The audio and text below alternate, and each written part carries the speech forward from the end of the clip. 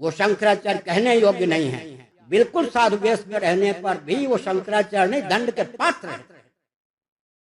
मैंने अभी कई चर्चा की थी जिसमें शंकराचार्य ने जो गलत बातें कही हैं, जातिवाद को जो बढ़ाया है, भेदभाव को जो बढ़ाया है, उसकी तार्किक तरीके से निंदा की थी। लेकिन तर्क कुछ लोगों को पसंद नहीं आते, उन्हें अंध चेलागिरी करनी है, अंध चमचागिरी करनी है। ऐसे मूर्ख लोग कमेंट कर रहे थे कि शंकराचार्य जी भगवान होते हैं, उनकी हर बात अक्षरशः सत्य होती है, तुम लोग नहीं समझ पाओगे, बहुत ऊंचा वाला ज्ञान है।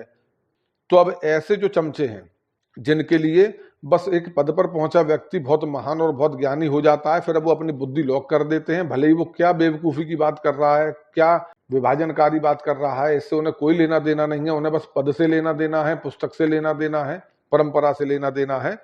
उन जैसे मूर्खों के लिए एक चीज और दिखा देता हूं। उन शंकराचार्यों को भी दंड दीजिए जिन्होंने मेरे विरोध में रामालय ट्रस्ट में हस्ताक्षर न करने के कारण एक आतंकवादी को शंकराचार्य के रूप में ख्यापित किया। बिल्कुल साधु वेश में रहने पर भी वो शंकराचार्य नहीं, दंड के पात्र है। शंकराचार्य जितने हैं, मध्वाचार्य भी उसमें थे, रामानंदाचार्य भी थे, सबने हस्ताक्षर कर दिया था रामालय ट्रस्ट पर।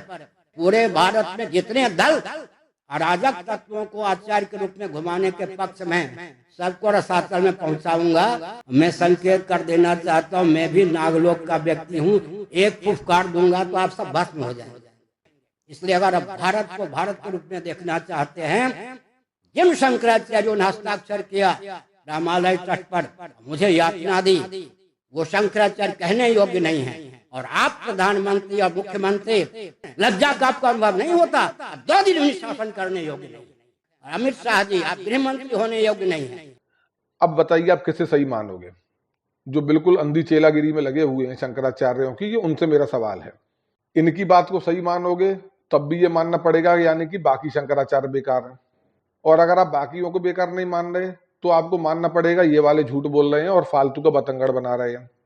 अल्टीमेटली दोनों ही कंडीशन में इमेज शंकराचार्य की पद की खराब हुई कि नहीं हुई। इनकी कई बातों को सच मानोगे तो बाकी शंकराचार्य मक्कार होंगे, और अगर बाकियों को बचाना है तो मानो कि ये झूठ बोल रहे हैं। और आप ही लोग कह रहे थे कि शंकराचार्य तो झूठ नहीं बोल सकते, बिल्कुल शास्त्रीय बात करते हैं, अक्षरशः सत्य होती है, उनका लिखा हुआ, उनका कहा हुआ सब कुछ बिल्कुल सही है। तो बाकी शंकराचार्य खराब हैं, वो सही हैं तो ये झूठ बोल रहे हैं। पदवी की तो गई इज्जत, और तुम्हारे लिए वो भगवान के वाक्य थे। तो अगर आप बुद्धि को बेच दोगे जो आपको भगवान ने दी है और दूसरों के तलवे चाटने में लगे रहोगे तो मूर्ख के मूर्ख रहोगे। और इसी वजह से नाश हुआ। बड़े भाग तक फैले हुए थे, आज सिमटकर एक छोटा सा भारत रह गया। उसके भी कई इलाके हाथ से जा रहे हैं, लेकिन अंदर का जातिवाद बंद नहीं हो रहा। वोट भी जाति देख कर देंगे, फायदा जाति देख कर लेंगे, बनेंगे हिंदू, पूजेंगे ऐसे लोगों को जो जातिवाद फैला रहे हैं, आंख मूंदे रहेंगे। तब तक नहीं मानेंगे जब तक आपके धर्म के दुश्मन आपके घर तक ना आ जाएं, और जब कुछ करने का मौका ना मिले तो बस पछताएंगे, लेकिन अपनी गलती कभी नहीं मानेंगे। आप लोग सनातन के कोई हितैषी नहीं हैं, आप सनातन की दीमक हैं। आप लोग एक नासूर हैं जो इस धर्म को, इस संस्कृति को शक्त विक्षक्त कर दे रहा है। स्वामी जी, अगर नरेंद्र मोदी देश के प्रधानमंत्री बनते तो कितना बड़ा हुआ।